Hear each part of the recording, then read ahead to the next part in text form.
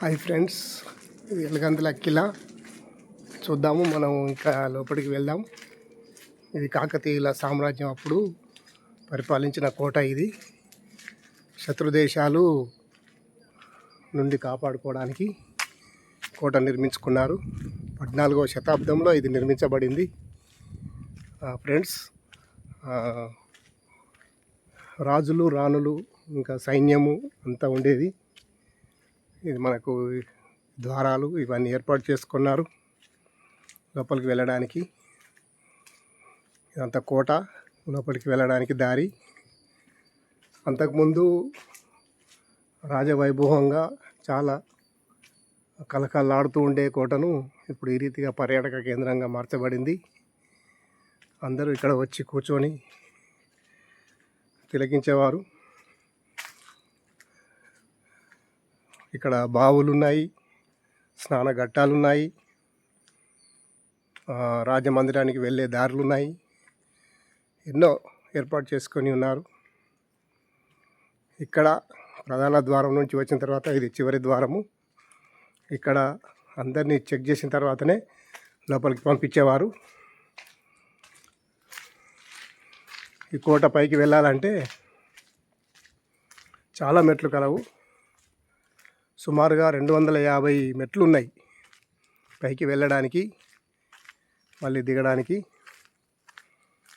రాతి కట్టడంతో నిర్మించిన మెట్లు అవి. పైకి వెళ్ళాలంటే 250 మెట్లు ఎక్కి వెళ్ళాలి. ఈ రీతిగా ఇక్కడ నుండి వెళ్తూ ఆ చివరి కోట దాకా వెళ్ళవచ్చు. అక్కడ ఆ కోట పైన రాజుగారు ఉండేవారు. ఇప్పుడు అంతా కూలిపోయి ఉన్నది, శిథిలావస్థలోకి చేరి ఉన్నది. ఇక్కడ ఒక గుర్రాల శాల కూడా ఉంది, దాన్ని చూద్దాం మనం. ఈ గుర్రాల శాలలో గుర్రాలను కట్టేసి వారు వాటిని చూసుకునేవారు. ఈ గుర్రాల శాలలో ఇప్పుడు దాని పక్కన ఒక స్టేజ్ నిర్మించినారు. ఢిల్లీ నుంచి వచ్చిన యామిని సరస్వతి అని ఒక కళాకారిణి, కూచిపూడి కళాకారిణి ఒకసారి వచ్చి ఇక్కడ నృత్యం చేసింది. అప్పుడు నేను కూడా హాజరయ్యాను. దాని ఫోటో కూడా మీకు పెడతాను. మేము సెలబ్రిటీ కాబట్టి అందరం ఫొటోస్ దిగాము. ఇదిగో ఇక్కడ స్టేజీ మనకు కనబడుతుంది. ఇప్పుడు అదంతా శిథిలావస్థకు చేరిపోయింది. ఇది గుర్రాల శాల. ఈ గుర్రాల శాలలో గుర్రాలను కట్టేసి ఇక్కడ గుర్రాలకు వారు మేత వేసేవారు. ఇవన్నీ ఇందులో గుర్రాలు ఉండేటివి. నెమలి చూద్దాం. నెమలి ఎక్కడ దూరంలో ఉంది. ఇక్కడ నెమళ్ళు సంచరిస్తూ ఉన్నాయి. చూద్దాము, నెమలి దగ్గరికి వెళ్దాము.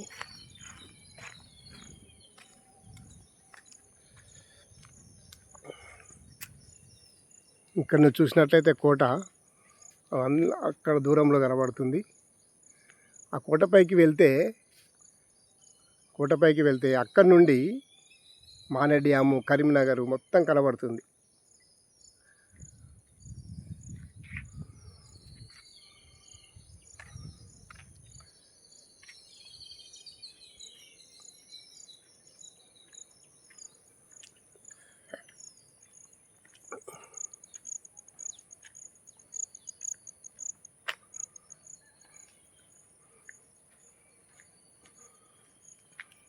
వెళ్దాము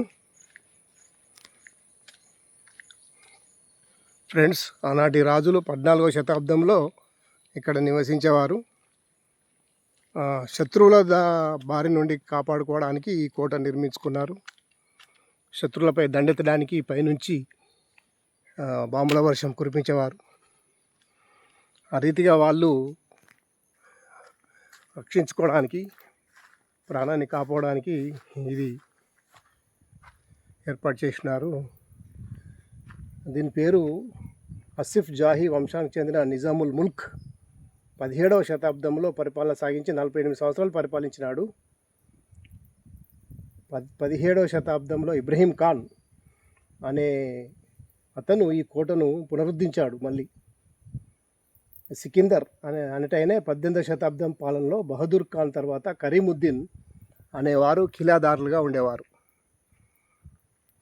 అయితే 1905 సంవత్సరంలో దీన్ని జిల్లా కేంద్రాన్ని, ఇది జిల్లా ఎలుగందల జిల్లాగా ఉండే ఈ జిల్లా కేంద్రాన్ని కరీంనగర్కు మార్చారు.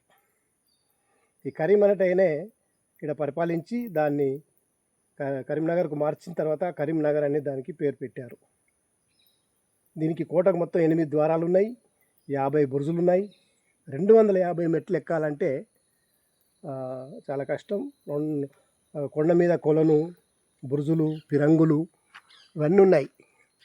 అందుకే అంత దూరం వెళ్ళడానికి చాలామంది వెనకడుగుతారు. అందరు ఇక్కడికే వచ్చి సేదతీరి తిరుగు ప్రయాణంలో వాళ్ళు కోటపైకి వెళ్ళడానికి కూడా కొంతమంది కోటపైకి వెళ్తారు, కొంతమంది తిరిగి దీన్ని సందర్శించి వారు వెళ్తారు.